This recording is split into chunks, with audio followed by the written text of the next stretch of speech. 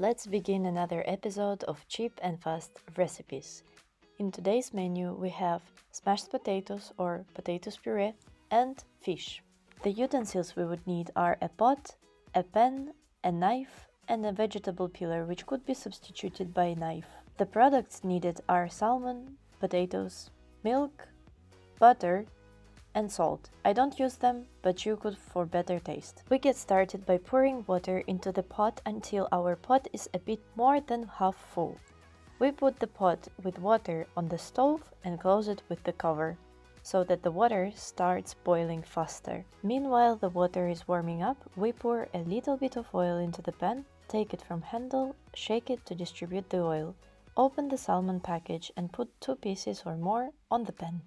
Be careful, don't forget about your fish, but wash and then start peeling potatoes with vegetables peeler or the knife.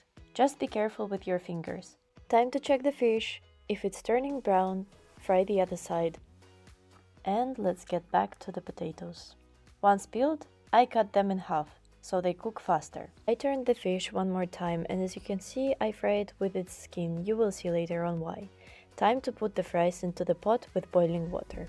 Remember, the water is hot, avoid too much splashing. Since the fish skin is fried and dry, it goes off super easily.